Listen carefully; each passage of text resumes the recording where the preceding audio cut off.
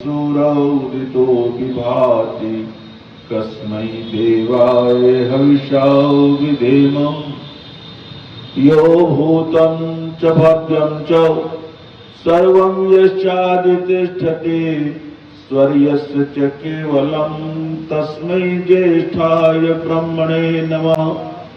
ओम शांति शांति शांति। आर्य समाज शाहजहांपुर के इस प्रांगण में वार्षिकोत्सव के प्रथम दिन मंच पर विराजमान पूज्यपाद स्वामी ब्रह्मवेश जी महाराज, हमारे आर्य समाज के यशस्वी भजनोपदेशक श्रीमान उदयवीर जी शास्त्री, अन्य विद्वज्जन, पूजा की योग्य माताओं बहनों, धर्म प्रेमी सज्जनों तथा आर्य समाज शाहजहांपुर के क्रियाशील अधिकारीगण, बहुत सुंदर अभी आप पूज्यपाद स्वामी जी से एक हार्दिक आत्मीय संदेश जो राष्ट्र के लिए और समाज के लिए सबसे उपयोगी है उसको आप सुन रहे थे। उसके पूर्व हमारे माननीय भाई उदयवीर जी ने बहुत सुंदर भजन आपको सुनाया। मैं थोड़ी देर तक आपके बीच में प्रवचन करूं।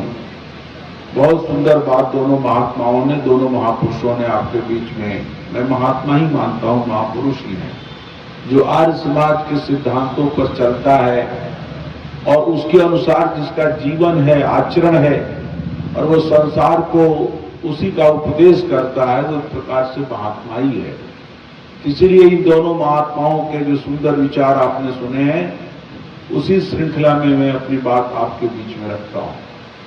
महर्षि दयानंद सरस्वती जी महाराज ने जीवन का कोई भी ऐसा पक्ष नहीं है, चाहे मनुष्य के व्यक्तिगत जीवन हो या पारिवारिक जीवन हो या सामाजिक जीवन हो या राष्ट्रीय जीवन हो और सबसे बढ़कर वैश्विक जीवन हो, संसार के सभी प्रकार की समस्याओं का समाधान प्रस्तुत किया है। आप कह सकते हैं कि ये कैसे संभव है कि एक व्यक्ति संसार की सभी समस्याओं का समाधान करेगा। बात बिल्कुल बहुत उचित है प्रश्न, लेकिन इसका कारण यह है कि ऋषि दयानंद ने उन सभी समस्याओं के समाधान के बारे में यह नहीं कहा है कि मैं कर रहा हूं समाधान। ऋषि दयानंद ने ये बात कही है कि ब्रह्मा से लेकर जैमिनी पर्यंत ऋषियों की जो विचारधारा है, उस विचारधारा से संसार का कल्याण होगा। मेरी बात समझिए जो मैं कहना चाहता हूं। कोई व्यक्ति अपना कोई नया मत रखेगा, अपना कोई विचार रखेगा, तो उसकी एक सीमा है, उसके ज्ञान की एक सीमा है और इसलिए जो जिस पक्ष पर, जिस विषय पर वो विचार रखेगा वो उस पर उपयोगी होगा। बाकी विषयों पर उसका ज्ञान नहीं है, इसलिए उस पर वो विचार नहीं रख पाएगा।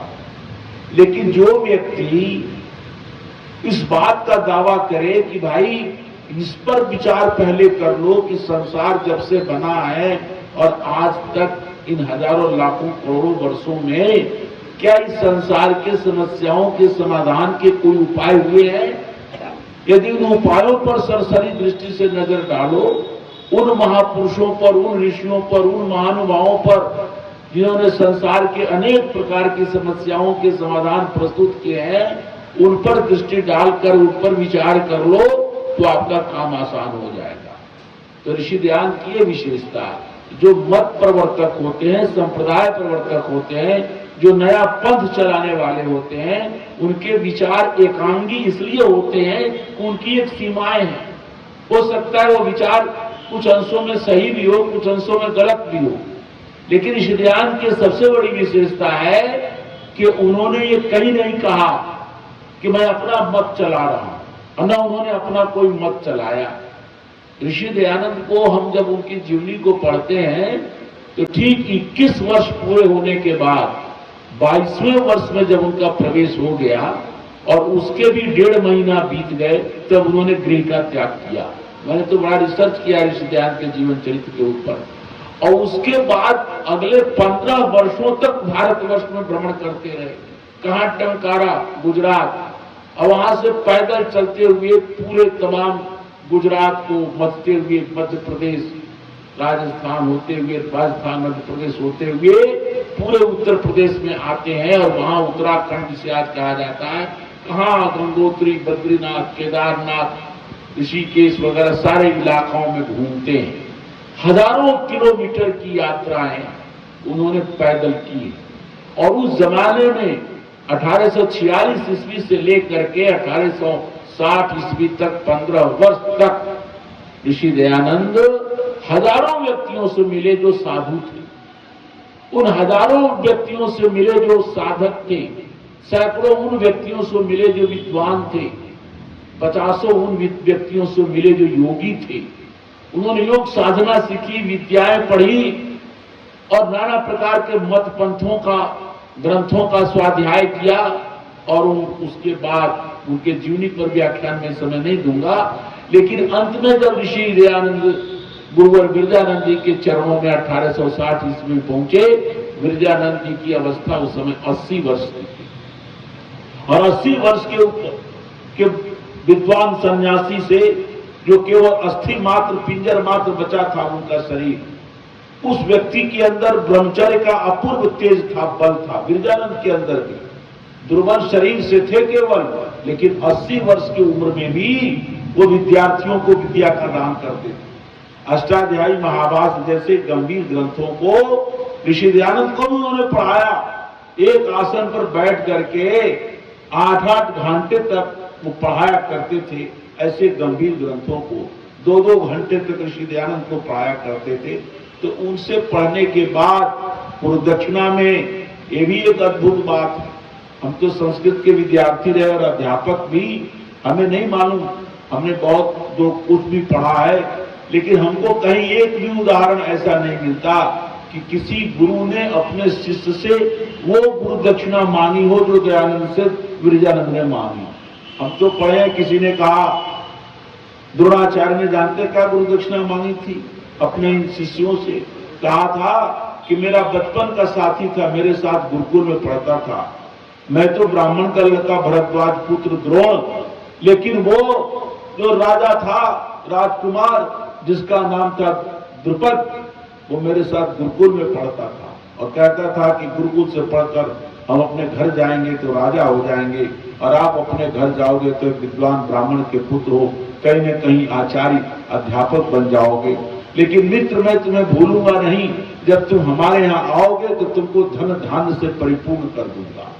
और ऐसा जान करके मैं उसके पास जब गया तो जब राजा बन चुका था द्रुपद, और उसने मेरा अपमान किया और कहा, क्या सोचकर तुम मेरे साथ मेरे पास आए हो, समानता की बात करते हो, मैं कहाँ राजा हूं, तुम एक साधारण व्यक्ति हो, मेरा अपमान किया है, इसलिए है मेरे शिष्यों कौरव और पांडवों सभी उनके शिष्य थे, मैं गुरुदक्षिणा में ये मांगता हूं कि जाओ द्रुपद को बांध कर ले आओ, मेरे चरणों में डाल दो। ऐसी गुरुदक्षिणा तो पड़ी है। और गए सब, राजा द्रुपद को बांध करके, मारे नहीं, जान से युद्ध में पराजित करके बांध करके ले आए, द्रोणाचार्य के पास रख दिया। ऐसे ऐसे गुरुदक्षिणा मांगी लोगों ने कि एकलव्य से कहा कि तुम किसको गुरु मानते हो? तो उसने कहा, मैं आपको ही गुरु मानता हूँ, आपकी मूर्ति को रख करके, क्योंकि आपने मुझे पढ़ाया नहीं, क्योंकि मैं शूद्र पुत्र हूँ, लेकिन मैंने दिल से आपको गुरु माना है और निरंतर अभ्यास से बाण विद्या, धनुर्विद्या सीखी है, आप ही मेरे गुरु हैं।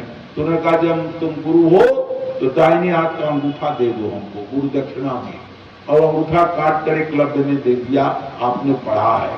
तो ऐसी ऐसी गुरु दक्षिणा, एक ने गुरु दक्षिणा मांगी कि 14 करोड़ सोना रुपया चाहिए। पहले सोने का रुपया हुआ करता, बहुत बाद में चांदी का रुपया हुआ।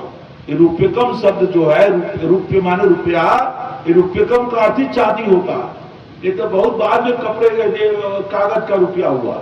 रुपया का मतलब चांदी, तो चांदी के एक सिक्का होता था, उसके पहले बहुत उपनिषद के जमाने में सोने का रुपया होता था, एक स्वर्ण मुद्रा 1 रुपया।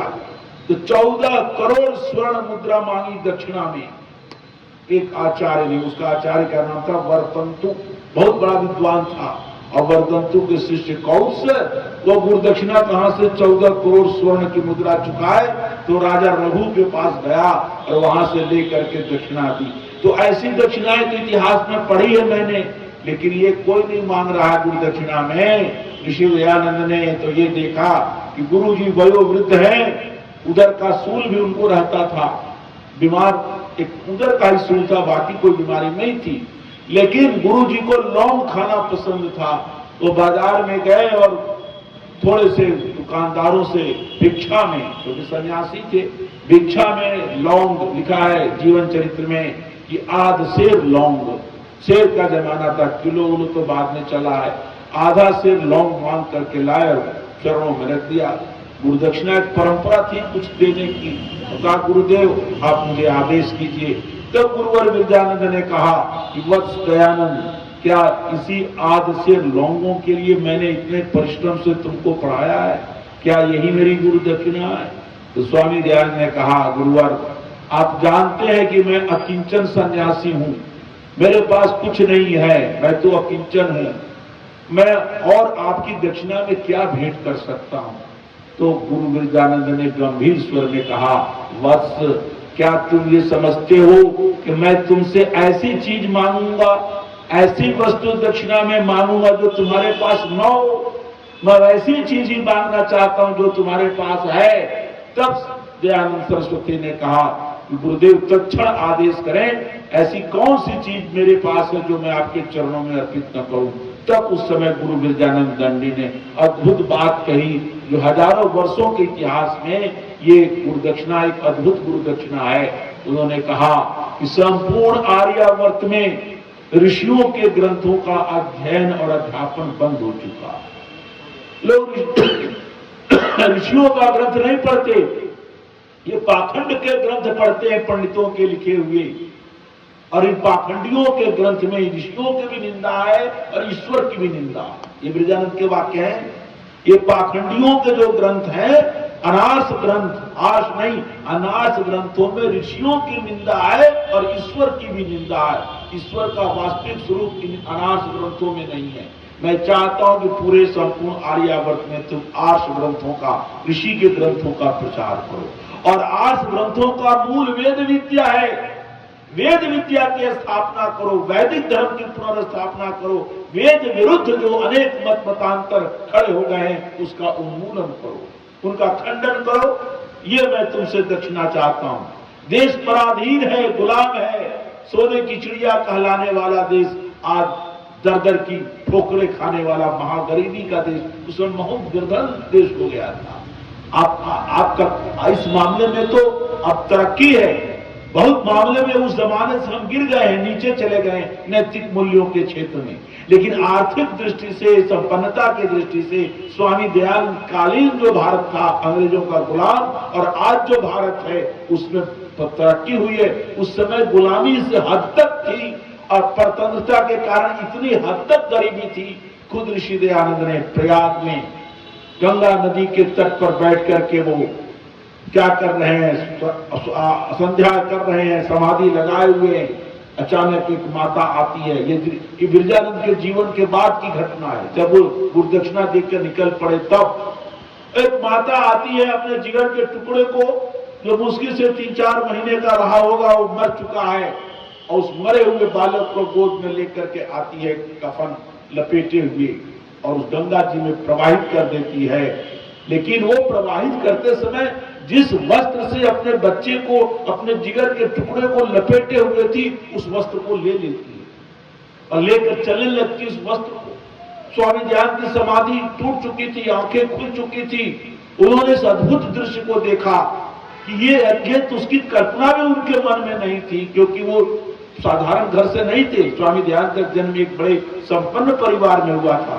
एक ब्राह्मण होते हुए भी परिवार जिम्मेदारी, वैभवदारी का, वो उनके यहाँ मालगुजारी तहसीलने का काम हुआ करता था। उनके पिता लालजी कृष्ण जी तिवारी के पास कई सिपाही रहा करते थे, तभी तो सिपाहियों के साथ खोज में गए थे। वो सिद्धपुर के मेले में उनको पकड़ा और साथ में सिपाही लगा दिए कि देखना भागने न पाए। 3 दिन 3 रात तक सिपाही उनके साथ चलते रहे दयानंद जी, और तीसरे रात में 3 बजे जब उसको नींद लग गई पहरेदार को, तब स्वामी जी भाग खड़े हुए थे। तो स्वामी जी एक संपन्न घर में पैदा हुए थे, लेकिन उन्होंने उस गरीबी को देखा कि वो जिगर के टुकड़े को गंगा में प्रवाहित करने के बाद जिस कपड़े में लपेटे हुई थी, उस कपड़े को लेकर चली आ रही है। स्वामी दयानंद महिलाओं से बहुत बात नहीं करते थे, लेकिन उन्होंने नहीं अपने को रोक पाए। उन्होंने कहा, बहन ये तो बताओ कि तुमने ये क्या किया? निश्चय ही तुमने अपने बच्चों को नदी में प्रवाहित किया है, वो मृत हो गया होगा, लेकिन वो कपड़ा तुमने क्यों ले लिया जिस कपड़े में तुमने अपने बच्चे को लपेटा था? तो महिला रो पड़ी, कहा, स्वामी जी महाराज, मैं बहुत दरिद्र हूं, बहुत निर्धन हूं, मेरे पास कुछ नहीं है, मेरा बच्चा हैजा विसूचिका में मर गया, मैं इसकी इलाज भी नहीं कर सकी, लेकिन जो इसके मरने पर जो कपड़े लपेटे मैंने, ये मेरी एक साड़ी के फाड़ करके उसके कुछ हिस्से से टुकड़े लपेट करके मैं ले गई, मेरे पास और कपड़े भी नहीं है, मैं इसलिए इसको ले आई कपड़े को कि अंत में बच्चा तो चला ही गया, इसको धो लूंगी और इस कपड़े को ब्लाउज बनाकर सिल करके पहनूंगी। स्वामी दयानंद के आंखों से आंसू बरसने लगे। जिस ऋषि दयानंद ने अपनी बहन, उनसे 2 साल छोटी 14 साल की बहन थी, 16 साल की उम्र में स्वामी जी की बहन का देहांत हो गया। लिखा है जीवन चरित्रकारों ने, सारे लोग रो रहे थे, दयानंद सरस्वती नहीं रोए। वो ये सोचने लगे कि क्या ऐसे ही सबको मृत्यु होती है, क्या ऐसे ही दुनिया से हमें चले जाना है? इस गंभीर प्रश्न को 16 वर्ष की अवस्था में दयानंद सरस्वती भगवान गौतम बुद्ध के समान सोचने लगे। वह दयानंद सरस्वती की आंखों से आंसुओं की धारा बह निकली। इतना दरिद्र देश हो गया था, क्योंकि अंग्रेज यहां पर शासन कर माथी नहीं करने के लिए आए थे, इस देश को लूटने आए थे।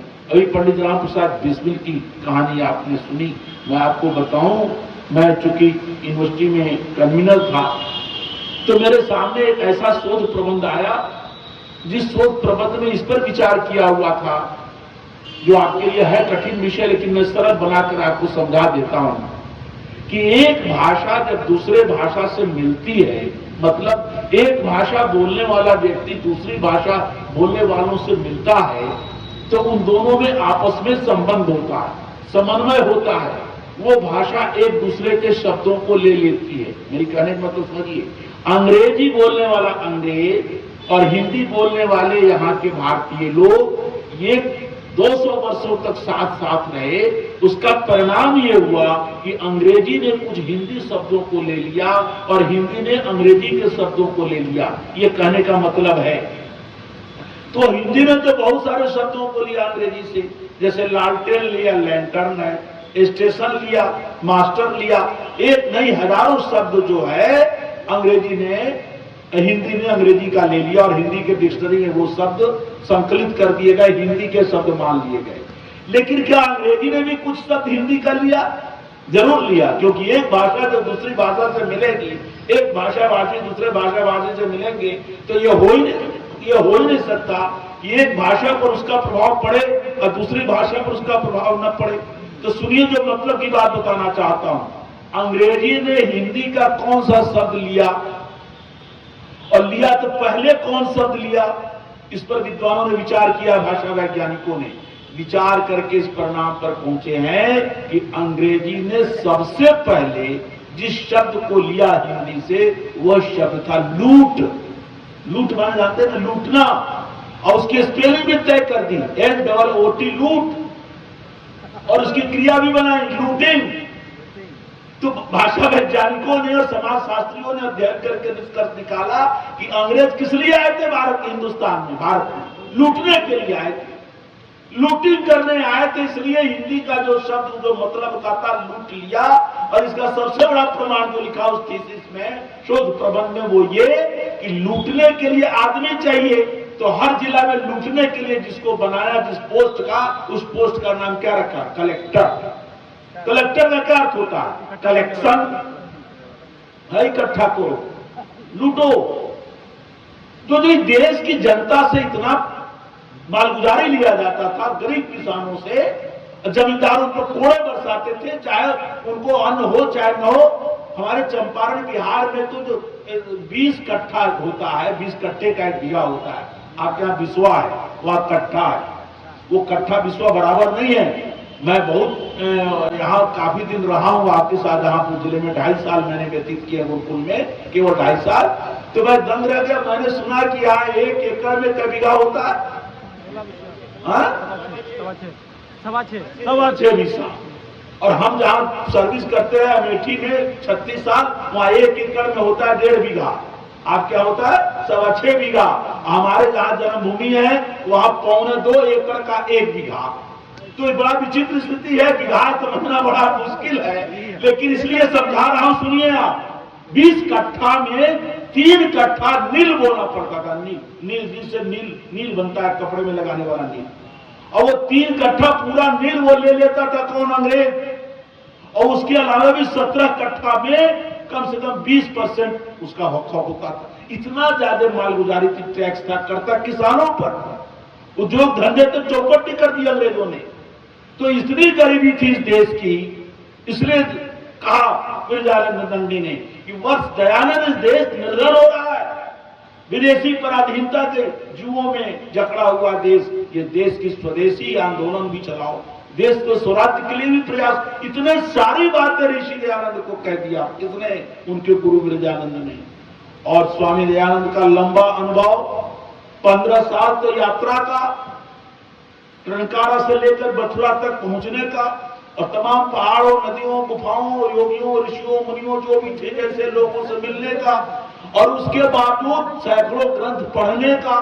और उसके बावजूद भी देखिए ऋषि दयानंद की तपस्या कितनी भारी है। 1963 में 1863 में वो गुरु विरजानंद दंडी के मथुरा के कुटिया से निकलते हैं। और उसके बाद भी 4 साल 2.5 साल में ऋषि दयानंद ने इतने ग्रंथ पढ़ डाले, इतनी कुंजी पढ़ी, वेदों की कुंजी, जिससे वेद समझ में आ सके। जिस वेद की बात आप सुन रहे हैं वो 2.5 साल में। मैं तो संस्कृत का विद्यार्थी हूं, जिन ग्रंथों को पढ़ने में आज के विद्यार्थियों को 12 साल लगता है, उन ग्रंथों को ऋषि दयानंद ने कितने समय में पढ़ा? 2.5 साल। इसी से दयानंद की प्रखर मेधा का अनुमान कर सकते हो। और उसके अलावा जो और ग्रंथ पढ़े, पहले अनार्स ग्रंथ वो छोड़ो, अब बाद में भी पढ़े। और इन सबके बावजूद भी ऋषि दयानंद को फिर 4 साल लगे। 63 में निकलते हैं, 1863 में मथुरा में विरजानंद के कुटी से। और 4 साल काहे में लगा? मैं तो ऋषि दयानंद की जीवनी का अध्येता हूं। मैं सोचा कि भाई ऋषि दयानंद जो सामाजिक जीवन में अवतरण करते हैं, अवतीर्ण होते हैं, वो 1867 ईस्वी में होते हैं। 1867 ईस्वी में कुंभ का मेला लगा हुआ था। कहाँ? हरिद्वार में। वहां पर ऋषि दयानंद ने, जहां आज मोहन आश्रम बना हुआ है हरिद्वार में, कभी जाकर देखिएगा, वहां ऋषि दयानंद ने पाखंड खंडनी पताका फहराया। तो सबसे पहले वैदिक धर्म के प्रचार करने का कार्य ऋषि दयानंद ने किस सन से शुरू किया? 1867 ईस्वी में। तो मेरे दिमाग में आया कि 1863 में निकले थे गुरु विरजानंद के पास से, और 1867 में प्रचार शुरू किया। ये 4 साल क्या करते रहे? मेरे मन में प्रश्न आया। तो मैंने उनकी जीवनी के गंभीर अध्ययन पर जुटा। लेखराम जी की जीवनी लिखी पढ़ी, बाबू देवेंद्र मुखोपाध्याय की पढ़ी, स्वामी सत्यानंद जी की लिखी हुई पढ़ी। और कुल मिलाकर मुझे इस बात का गौरव है, मैं फख्र है, मैं दिन में भी कहा था, मैंने ऋषि दयानंद की 20 जीवनियां पढ़ी हैं।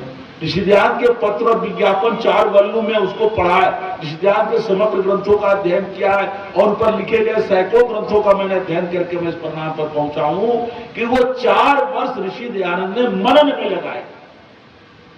जो हमने पढ़ा उसको मनन किया, और आधार रूप में वेदों की खोज की। वेद उपलब्ध नहीं थे, वेद उस समय हस्तलिखित अवस्था में थे। वेद को कोई प्रेस नहीं था जहां से वेद छप चुका हो। 1863 में वेद छपा नहीं था। सबसे पहले तो वेद को छापने का काम मैक्स मुलर ने किया, सारे भाष्य के साथ। मैक्स मुलर जो जर्मनी का रहने वाला था, जो जीवन भर समझिए इंडिया में आया नहीं, इंडिया हाउस में रह करके उसने सारे, कि भारत अंग्रेजों का अधीन था, यहाँ जितनी भी हस्तलेख थे वेदों के, वो सारे हस्तलेख पहुंच गए इंडिया लंदन के अंदर। तो वहां रह करके, विदेश में रह करके उसने भारत के वेदों के हस्तलेख के आधार पर वेदों का संपादन करके प्रेस में छपाया पहली बार। उसके पहले वेद हस्तलेख रूप में मिलते थे, और वो भी समग्र नहीं, कहीं कुछ पढ़ना कहीं कुछ पढ़ना। ऋषि दयानंद को बहुत टाइम लगा। करौली, जयपुर, आपको ये भरतपुर, ये आगरा, धौलपुर, इन सब इलाकों में ढूंढते रहे वेद की हस्तलेख। फिर भी 3 ही वेद ढूंढ पाए। 1869 ईस्वी में एक रुडॉल्फ हार्नले नाम का जर्मनी का प्रोफेसर था, जिसने उनको बनारस में अथर्ववेद दिया। सबसे पहली बार अथर्ववेद का दर्शन उन्होंने 1869 ईस्वी में किया, जिस समय गांधी जी पैदा हो रहे थे या पैदा हो गए रहे होंगे। उस समय की बात, क्योंकि 1869 गांधी जी का जन्म का काल है, उस समय उन्होंने अथर्ववेद को देखा। तो स्वामी दयानंद ने चारों वेदों के मूल प्रतियों को इकट्ठा किया और फिर जो वेद की कुंजी, अष्टाध्यायी, महाभारत, गुरुत आदि पढ़े थे, उसके आधार पर वेदों का मंथन करना शुरू किया। स्वामी दयानंद के वेद को और समझने के लिए सायण और महिधर की पढ़ने की जरूरत नहीं थी, क्योंकि सायण और महिधर जितना व्याकरण जानते थे, जितना वेद का ज्ञान उनको था, उससे कई हजार गुना ज्ञान दयानंद को प्राप्त हो चुका था। इसके अलावा अखंड ब्रह्मचर्य था, अखिल प्रखर मेधा थी, इतनी बड़ी तपस्या थी। उसके पहले लगातार योगियों के खोज में सैकड़ों योगियों के द्वारा योग साधना को सीखा था। स्वामी दयानंद ने गुरु विरजानंद के पास जाने से पहले ही जो योग दर्शन में लिखा है, योग के 8 अंग जो लिखा है, यम, नियम, आसन, प्राणायाम, प्रत्याहार, धारणा, ध्यान, समाधि, इस 8 अंगों की सिद्धि कर चुके थे। यम में जो लिखा है अहिंसा, सत्य, अस्तेय, ब्रह्मचर्य, अपरिग्रह, ये नियम में लिखा है शौच, संतोष, तप, स्वाध्याय, ईश्वर प्रणिधान, ये इतने जो 10 बड़े महाव्रत हैं, ये ह्यूमन वैल्यूज, मॉरल वैल्यूज, नैतिक मूल्यों का ये स्रोत है। संसार में किसी भी समाज को, किसी भी देश को, सारे विश्व को एकता के सूत्र में, शांति के सूत्र में इन्हीं नियमों पर बांधा जा सकता है। अहिंसा के आधार पर, सत्य के आधार पर, ब्रह्मचर्य के आधार पर, अपरिग्रह के आधार पर, इसकी व्याख्या नहीं कर रहा हूं। शौच माने पवित्रता, संतोष, तप, स्वाध्याय, ये जो महामूल्य है नैतिक मूल्यों को, इसको ऋषि दयानंद के जीवन में कूट कूट कर भर चुका था। एक भी उदाहरण आपका ऐसा जीवन में नहीं मिलेगा ऋषि दयानंद का, जहां उन्होंने अहिंसा का, सत्य का, ब्रह्मचर्य का कहीं कोई खंड भी हुआ। तो ऐसे योग साधना के बल पर वो समाधि की अवस्था में, एक बार जीवन की घटना है कि गुरु विरजानंद के पास पहुंचते हैं, वो कहते हैं, गुरु जी कल जो आपने पढ़ाया था उसमें से कुछ पाठ मुझे विस्मरण हो रहा है। जो विस्मरण का मतलब कुछ पाठ मुझे याद नहीं हो रहा है, आप उसको पुनः पढ़ा दीजिए। मालूम है गुरु विरजानंद ने क्या कहा? वो जान चुके थे, यानी कि उनकी चर्म चक्षु नहीं थे, लेकिन ज्ञान की चक्षु तो अद्भुत थी विरजानंद गांधी की। उन्होंने देख लिया था ज्ञान चक्षु से कि मैंने अब तक जितना भी पढ़ाया है वो शिष्य साधारण शिष्य थे या विद्वान बनने वाले शिष्य थे। बहुत उनके शिष्य भी रहे जो विद्वान थे, लेकिन ये अद्भुत शिष्य मुझे प्रभु कृपा से प्राप्त हुआ है, जो सन्यासी है, जो बाल ब्रह्मचारी है, जो योगी है, तपस्वी है, साधक है, इसकी साधना से परिचित थे। तो विरजानंद ने परीक्षा लेने के लिए कह दिया कि जाओ दयानंद, मैं तुमको दोबारा नहीं पढ़ाऊंगा, यदि वो अंश जो भूल रहे हो, जाओ गंगा किनारे, यमुना किनारे जा करके उसको याद करो बैठ करके एकांत में कि क्या मैंने पढ़ाया था, और याद आ जाए तो आ जाना मेरे पास, नहीं तो यमुना में डूब के मर जाना, लेकिन तुम्हें दोबारा मैं नहीं पढ़ाऊंगा। विरजानंद इस प्रकार के व्यक्ति थे और दयानंद भी अद्भुत व्यक्ति थे। दूसरा कोई होता लगा अरे ऐसे गुरु क्या फायदा, चलो भाई यहां से निकल चलो, लेकिन दयानंद ने इसकी परवाह नहीं की, चले गए एकांत, मथुरा से दूर 3-4 किलोमीटर दूर चले गए एकांत में, जहां यमुना प्रवाहित हो रही है, वहां कोई गांव गवई नहीं है, लोगों का जनरव नहीं है, वही यमुना के किनारे समाधि लगा दिया। 3 दिन 3 रात निराहार समाधि की अवस्था में रहे और उस चीज को खोजते रहे कि गुरु ने क्या पढ़ाया। सोचो, ये मामूली बात है कि गुरु जो पढ़ाए सब टेप हो जाए। हम जो बोल रहे हैं वो माई का लाल है, जो बोला मैं 1 घंटा 50 मिनट तक हूबहू कोई सुना दे, इम्पॉसिबल है। लेकिन स्वामी दयानंद की ये मेधा थी कि गुरु जी जो बोलते थे लगभग सब टेप हो जाए। तो थोड़ा सा से एक दिन भूल गए, उसी लिए 3 दिन निराहार रह करके अंतिम तीसरे दिन पकड़ लिया उन्होंने। वो जैसे वो ऊपर जो होता है क्या बोलता है, वो टावर है, उस टावर जैसा ऋषि ने पकड़ लिया कि क्या, और फिर जाकर कहे गुरुदेव याद आ गया, तीसरे दिन आ गया हूं। घबरा रहे थे विरजानंद की, कहीं ऐसा हो कि उसको स्मरण मौली पहुंच गए, क्या बात है। तो ऐसे 4 वर्षों में संपूर्ण वैदिक वाङ्मय, चारों वेद चारों वेदों की शाखाएं, ब्राह्मण, आरण्यक, उपनिषद, रामायण, महाभारत, पुराण, सब ग्रंथ जितना भी ब्रह्मा से लेकर जैमिनी पर्यंत ऋषि मुनियों के ग्रंथ और अनार्स ग्रंथ, सब आर्ष अनार्स सबको पढ़ने के बाद तब ऋषि दयानंद ने उनकी अकेली मेधा नहीं अपितु हजारों वर्षों की ऋषि मुनियों की मेधा का जो संचित ज्ञान था वो उन्होंने अपने ग्रंथों में अमृत रूप में हमारे सामने रखा।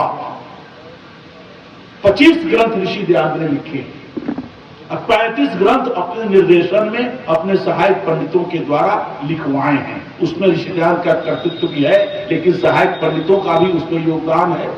इसलिए वो पूरी तरह से कहीं कहीं एक आध लाइन उसमें गड़बड़ पाए जाते हैं, बाद में उसको विद्वानों ने ठीक किया है। युधिष्ठिर मीमांसक ने 60 ग्रंथों के द्वारा ऋग्वेद के 7 मंडल के 61वें सूक्त के दूसरे मंत्र तक लगभग 7000 मंत्रों का, ऋग्वेद में 10,522 मंत्र हैं, यजुर्वेद में 1975 मंत्र हैं। ऋषि दयानंद ने 1975 यजुर्वेद के मंत्र और सामवेद ऋग्वेद के लगभग 60,000 मंत्र कितने हो गए, और अथर्ववेद और सामवेद के कुछ मंत्र जो उनके ग्रंथों में आते हैं, अलग से भाष्य तो नहीं कर पाए, लेकिन ऋषि दयानंद के ग्रंथों में सामवेद और अथर्ववेद के भी मंत्र आते हैं और उनमें से बहुत से मंत्रों के अर्थ भी लिखे हुए हैं। इतना विशाल वैदिक वाङ्मय का उन्होंने अर्थ कर दिया, भाष्य कर दिया। और इन सब ग्रंथों के आधार पर, इसीलिए मैं जो प्रारंभ में कहा था, इसीलिए ऋषि दयानंद विश्व की सभी समस्याओं का समाधान जिन विचारों से हो सकता है उन विचारों को प्रस्तुत कर सके, क्योंकि उनमें उनका अपना भी योगदान है और प्लस ऋषि दयानंद के ग्रंथों में 3 वाक्य बहुत आते हैं। ध्यान देकर सुनिए, फिर प्रवचन को मैं समाप्त करूं। 3 वाक्य बहुत ज्यादा आते हैं जो हमें पिछले 200 वर्षों में भारत में जितने भी महापुरुष हुए, ऐसे कम से कम 20 महापुरुषों की हमने जीवनियां पढ़ी हैं, औरों के भी 20 तो ऋषि दयानंद की जीवनी पढ़ी है और 20 ऐसे महापुरुष जिनकी एक एक जीवनी, किसी की 2 जीवनी पढ़ी, उनके साहित्य का भी थोड़ा बहुत अध्ययन किया। पढ़ने के अलावा कोई काम किया ही नहीं मैंने जीवन में। तो किसी के ग्रंथ में इस प्रकार का वाक्य या विचार नहीं आता जो ऋषि दयानंद के ग्रंथ में आता है। कौन सा वाक्य सुन लीजिए, आपने पढ़ा होगा लेकिन ध्यान नहीं दिया होगा। ऋषि दयानंद ने लिखा है, ब्रह्मा से लेकर जैमिनी पर्यंत, लिखा है। ये क्या है? ये ऋषि परंपरा। आप कहेंगे ऋषि परंपरा कैसे है? तो आप जानते हैं सृष्टि के आदि में 4 ऋषि, बहुत ऋषियों में से 4 पवित्र ऋषि जो सबसे ज्यादा पवित्र थे पूर्वजन्मों के कारण, उनका नाम है अग्नि, वायु, आदित्य और अंगिरा। उनको वेद 4 प्राप्त हुए क्रमशः, ऋग्वेद, यजुर्वेद, सामवेद, अथर्ववेद। उन 4 ऋषियों से सबसे पहले जिस व्यक्ति ने चारों वेदों को पढ़ा, वो ऋषि थे, एक एक वेद के थे प्राप्त करता, लेकिन उन चारों से अपना अपना वेद पढ़ लिया। किस व्यक्ति ने? जिसने पढ़ा उसी का नाम क्या है? ब्रह्मा। वही ब्रह्मा है। अब सारा पौराणिक जगत जानता ही नहीं ब्रह्मा किसे कहते। वो समझता ब्रह्मा वो है जिसके 4 मुंह बना रखा है ना। ब्रह्मा कौन? 4 मुंह। अब ब्रह्मा का मंदिर कहीं नहीं पूरे भारत में, एक जगह है। कहां? पुष्कर। और पुराणों में इतना गपोड़ा ऋषि दयानंद ने पुराणों का क्यों खंडन किया वो कल बताऊंगा, आज थोड़ा सा सुन लीजिए। इसलिए कि पुराणों में इतनी गप्पे मारी गई हैं, एक से एक गप और एक से एक अश्लील कथाएं, अश्लीलतम कथाएं पुराणों में पाई जाती हैं, एक से एक गप पाई जाती है। उसमें लिखा है ब्रह्मा के 4 मुंह थे, तो शंकर जी ने उनका एक मुंह, एक गर्दन काट दिया, तो कितने बच गए? 3। तो इसलिए अब ब्रह्मा जी 3 मुख वाले हैं। एक मुख उनका काट दिया था, एक गर्दन सिर से काट दिया। किसने काट दिया? शंकर जी ने काट दिया। क्यों काट दिया? पुराणों में लिखा है कि ब्रह्मा जी से शंकर जी ने कहा मैं विवाह करना चाहता हूं पार्वती जी से, लेकिन मंत्र कौन पढ़ाएगा? विवाह कराने वाला कोई पंडित चाहिए, पुरोहित चाहिए। तो हे ब्रह्मा जी आप मेरे पुरोहित हो जाइए। तो ब्रह्मा जी पुरोहिताई संभाले और शंकर पार्वती का ब्याह कराने लगे। और जब पार्वती जी आई मड़वा में, तो पार्वती जी का अनुपम लावण्य सुंदरता देखकर ब्रह्मा जी उस पर मोहित हो गए। अब सुन लीजिए पुराणों की लीला। अब कपोड़ा 1% की जिसमें सच्चाई नहीं है। और जब मोहित हो गए तो शंकर जी अगम्य ज्ञानी है, उन्होंने देख लिया कि पंडित जी का ही मन डावाडोल हो रहा है। तो पंडित जी का जिस मुंह से, जिस चार मुंह में से एक मुंह में, एक मन में, एक मस्तिष्क में, एक हाथ में पाप की भावना आई, उसी मुंह को, उसी सिर को शंकर जी ने काट दिया है। कोई बंदा सच्चाई तो जाने दो, ये असंभव, इम्पॉसिबल, जिसको असंभव कहा जाता है, जो बिल्कुल गप हो उसको असंभव। जो संभव, किसी आदमी का चार मुंह होना यही असंभव है। चार मुंह वाला कोई होगा? दो मुंह वाला पैदा हो जाता है कभी तो जीता है। कुछ लोग कहे हमसे, शास्त्री जी फलाना अखबार में छपा था, वो लड़का पैदा हुआ था उसके दो मुंह थे। हमने कहा कितना दिन जिंदा रहा? क्या जिंदा तो नहीं रहा। अरे अब एबनॉर्मल में भी है, किसी विकृति से हो गए तो जिंदा रहते। ये गपोड़ा है चार मुंह वाला होना, अंड बंड। तो इसीलिए विरजानंद ने कहा था इन कराट ग्रंथों को विदा करो संसार से। ये सारे ऋषि मुनियों की निंदा करते हैं और परमात्मा का भी गलत स्वरूप लगाते हैं।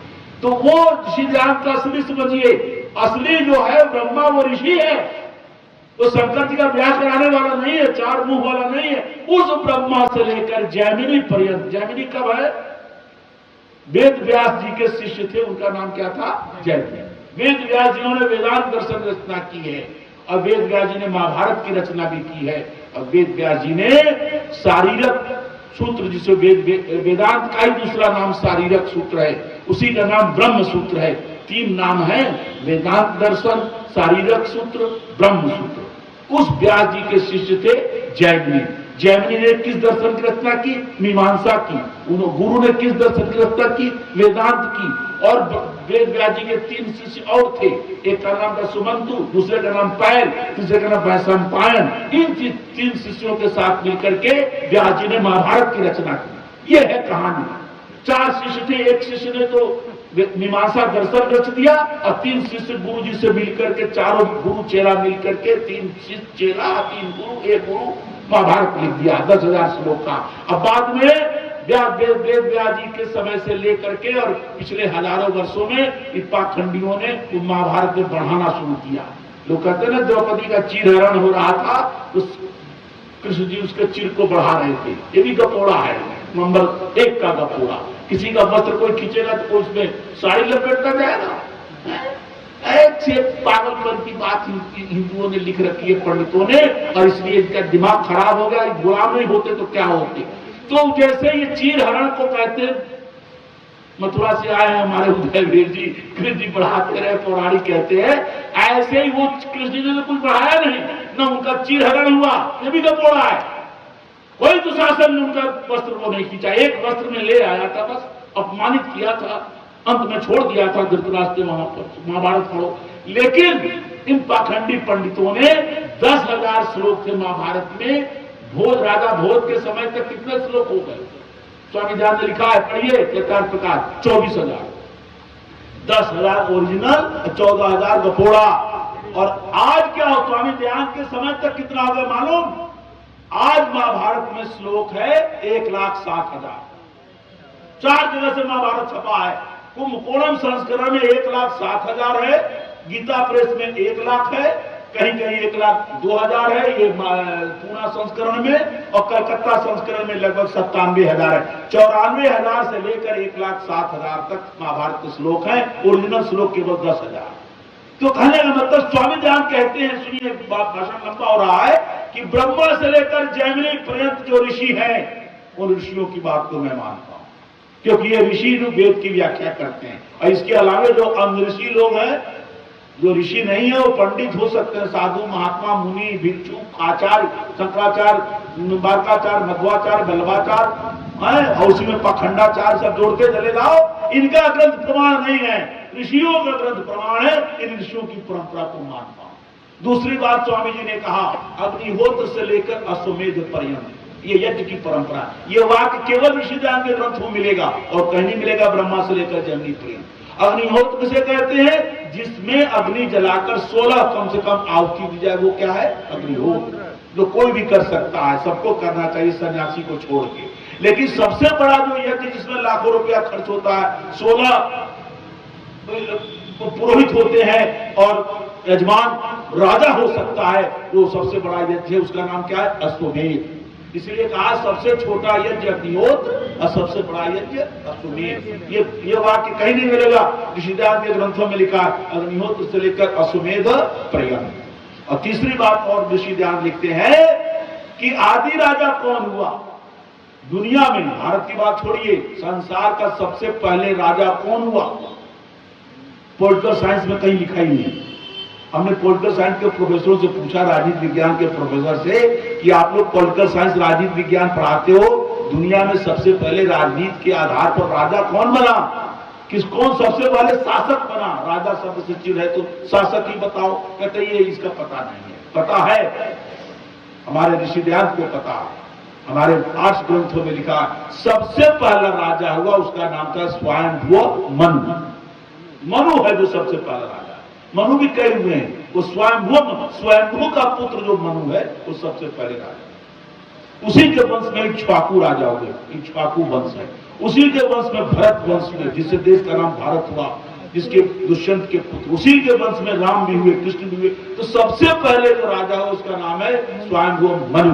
और अंतिम जो राजा हुआ जिसकी परंपरा मिलती है, जो फिर भी आर्य राजा का एक आध गलती जरूर थी, लेकिन फिर भी आर्यत्व था, वो राजा कौन है, महाराज युधिष्ठिर। इसलिए ऋषिदान ने लिखा है कि स्वयंभुव मनु से लेकर महाराज युधिष्ठिर पर्यंत। ये 3 वाक्य जो है किसी महापुरुष के ग्रंथ में नहीं है, ऋषिदान के ग्रंथ में है। ऋषि परंपरा ब्रह्मा से लेकर जैमिनी पर्यंत, यज्ञ की परंपरा अग्निहोत्र से लेकर अश्वमेध पर्यंत, और आर्य राजाओं चक्रवर्ती राजाओं की परंपरा कहां से लेकर स्वयंभुव मनु से लेकर महाराज युधिष्ठिर पर्यंत। और पहली जो राजधानी बनी वो अयोध्या है। अयोध्या पहली राजधानी है धरती की। पहला राजा स्वयंभुव मनु है। अब पहला जो संविधान है, आज भारत का संविधान अलग है, जिसके प्राक्तन लेखक रहे डॉक्टर बाबा साहब भीमराव अम्बेडकर। कई लोगों की समिति थी, संविधान सभा थी, मुख्य बाबा साहब भीमराव अम्बेडकर थे उसके। लेकिन जो पहला संविधान जिसके कारण पहला राज्य चलाया स्वयंभुव मनु ने, उसी संविधान का नाम है मनुस्मृति, वही मनुस्मृति। इसलिए ऋषिदान के ग्रंथों में सबसे ज्यादा प्रमाण वेद के बाद किस ग्रंथ का है, मनुस्मृति का। लेकिन उस मनुस्मृति में भी बड़ी मिलावट है। हमारे आर्य समाज के विद्वानों ने अध्ययन करके, शोध करके, सैकड़ों विद्वानों ने मनुस्मृति पर कार्य किया है, और अंत में हम लोग इस परिणाम पर पहुंचे हैं कि आज मनुस्मृति में 2500 श्लोक हैं। 2500 श्लोकों में से 1400 श्लोक गप है, वेद के विरुद्ध है, अनार्स है, जिसके कारण ये आंबेडकर के चेले लोग उसको जलाते हैं, उसको फाड़ते हैं। कोई दलितवादी मनुस्मृति का इसलिए विरोध करते हैं, उसमें इतनी बकवास लिखा हुआ है, स्त्री विरोधी, दलित विरोधी, मानवता विरोधी। वो 1400 श्लोक हैं। हिम्मत नहीं है पाखंडी पंडितों को जो कहते हैं कि श्लोक गलत है, इसको हम नहीं छापेंगे। यदि आर्य समाज का पक्ष चले तो छापना बंद कर दें, और हमने छापना बंद कर दिया है। हम उसमें से कितने को प्रमाणिक मानते हैं, 1000 को। 2500 में 1000 श्लोक या अधिक से अधिक 1100, 1100 श्लोक प्रमाणिक है। अब ये बड़ा गड़बड़ झाला। एक तरफ हमसे दलित अम्बेडकरवादी नाराज हैं कि आज समाजी मनुस्मृति का प्रचार करते हैं, एक तरफ पौराणिक नाराज है कि मनुस्मृति का खंडन करते हैं। अरे भाई, हम निर्छी विवेक करते हैं। जैसे दूध में कोई पानी मिला दे तो लैक्टोमीटर है यार समाज, कितना हिस्सा दूध है कितना हिस्सा पानी है बता देते हैं। बता दिया 1400 बकवास फेंक दो, पूरा कचरा है, और एक 1100 ठीक है, उसको मान लो। दलित भी इसी पर सहमत होंगे और पौराणिक भी इसी पर। दोनों का यही रास्ता है, बाकी कोई रास्ता नहीं है। नागपुर में शास्त्रार्थ हुआ हमारा, हमारे सारे पंडित आए, अम्बेडकरवादी भी आए, हम भी आए, और इतनी चिट्ठी लिखी गई आरएसएस वालों को। वो आए नहीं, नागपुर में उनका संगठन है कि तुम भी अपना पंडित भेजो, तय करो मनुस्मृति में क्या सही है क्या गलत है। हिम्मतें नहीं हुई कि हमें, क्योंकि उनके हालत खराब है, कह दे कि पूरी मनुस्मृति अप्रामाणिक है, दलितों जैसा कह दे तो पंडित नाराज हो जाएंगे, और कह दे कि सारी बकवास है तो पंडित नाराज हो जाएंगे, कह देंगे सारी प्रामाणिक है तो दलित नाराज हो जाएंगे। उनको दलितों को भी वोट लेना है, उनको भी वोट लेना है, इसी के चक्कर में कुछ निर्णय नहीं कर पा रहे। आर्य समाज का फाइनल निर्णय है। इसलिए शास्त्रों में जो मिलावट हुई है, जो बकवास हुआ है, उसको छोड़ने की बात ध्यान करते हैं। और क्यों छोड़ा जाए, वेद के आधार पर। वेद चलनी है, जैसे सत्तू चाला जाता है, सत्तू खाने से पहले चाल लिया जाता है, जो खाने लायक चीज नीचे रहती है पूरा करकट ऊपर हो जाता है। एक चीज और है जिससे सफाई होती है, उसका नाम क्या है? सूप है।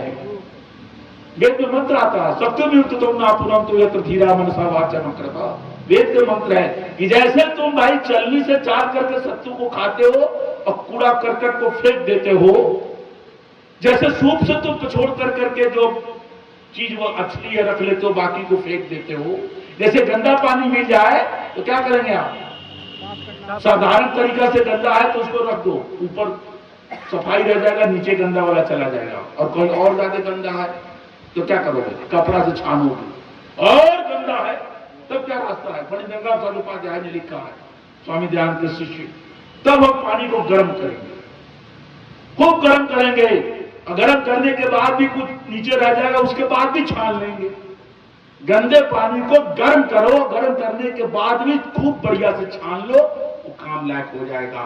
तो उस गंदे पानी को गर्म करने वाला औजार क्या है? गंगा शास्त्र जो मिल गया है, दूध में पानी के समान, पानी में मैल के समान, उसको जो गर्म करने वाला यंत्र है उसी का नाम वेद है।